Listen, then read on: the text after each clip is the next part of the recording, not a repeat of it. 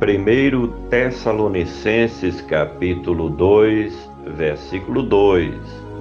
Mas, mesmo depois de termos antes padecido e sido agravados em Filipos, como sabeis, tornamo-nos ousados em nosso Deus para vos falar o Evangelho de Deus com grande combate. Mas, mesmo depois de termos padecido, antes mesmo de chegar a Tessalônica para pregar o Evangelho de Cristo Jesus, naquela região, o apóstolo teve que enfrentar muitas adversidades ali na cidade de Filipos. Sobre esta narrativa podemos ler em Atos capítulo 16, do versículo 12 até o 40.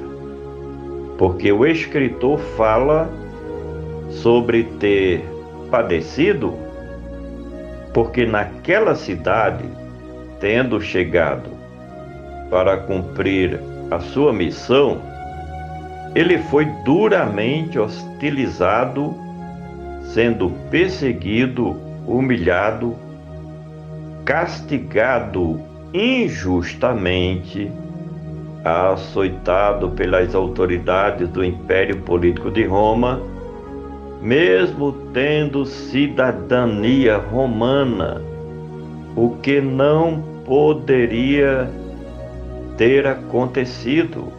Enfim, foi preso sem merecer, de maneira injusta e cruel também.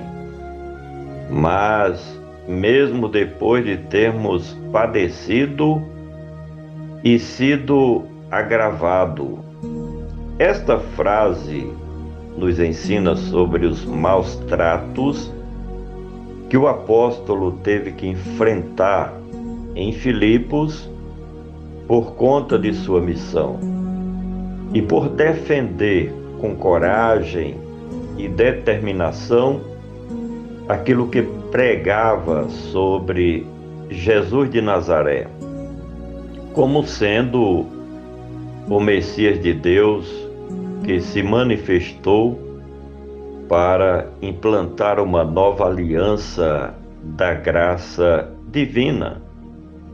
Como também nos fala sobre os modos ultrajantes com que os seus opositores lhe trataram publicamente. Tudo isso de caso pensado, na tentativa de impedirem que o escritor desta carta fizesse os trabalhos em Filipos e não continuasse sua missão além daquela cidade, atingindo a Europa e toda aquela região.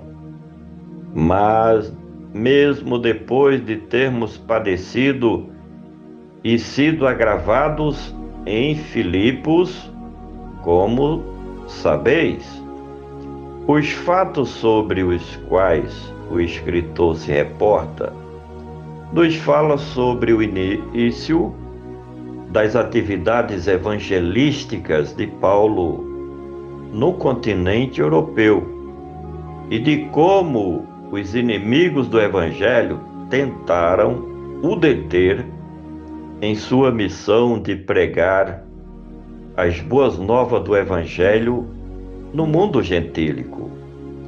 A Igreja de Cristo, que estava em Tessalônica, sabia de tudo o que tinha ocorrido com Paulo na cidade de Filipos e de todos os sofrimentos que ele teve que enfrentar dos judeus e das autoridades do Império Político de Roma. Isso ali na cidade de Filipos, o que não deveria ter justamente acontecido. Mas, mesmo de termos padecido e sido agravado em Filipos, como sabeis, tornamo-nos ousados.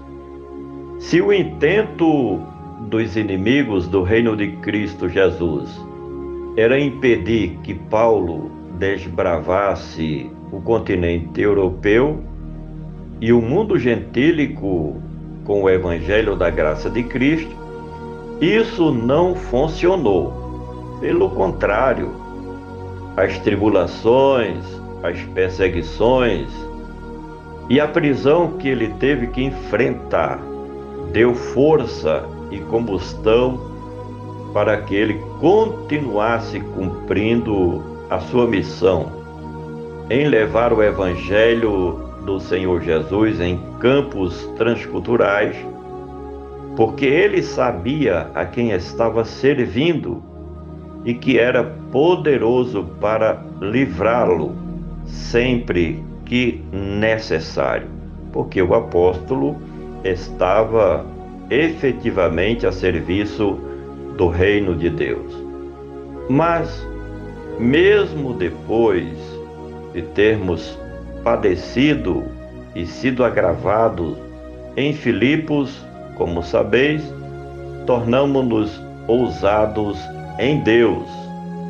É de fato recorrente esse tipo de declaração feita pelo escritor, se referindo à sua dependência absoluta em Deus, por saber que todo o bem de que os servos do reino de Deus desfrutam vem do Criador de todas as coisas.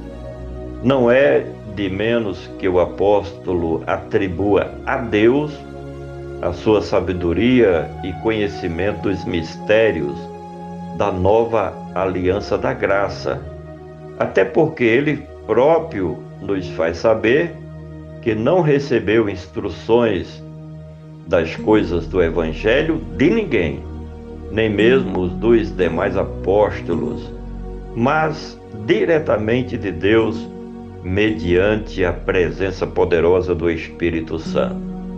Tornamo-nos ousados em Deus para vos falar o Evangelho de Deus.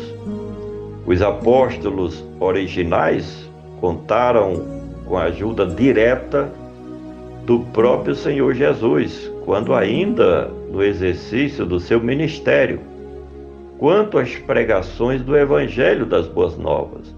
No entanto, Paulo, depois que se converteu, foi enviado logo que possível a pregar o Evangelho aos gentios. Finalmente, em Deus, para vos falar o Evangelho de Deus com grande combate. O escritor nos faz saber que, depois do seu encontro com Cristo, não mediu esforços em levar as boas novas do Evangelho da dispensação da graça, aonde Cristo ainda não era conhecido. É a isso que ele chama de grande combate, se referindo às suas campanhas evangelísticas nas missões transculturais, para onde viajava, pregando o evangelho da libertação, falando a respeito das coisas do reino de Deus, pregando aquilo que o Espírito Santo colocava em seu pensamento, em seu coração. Por gentileza, compartilha este comentário. Vamos juntos semear a palavra do nosso Deus.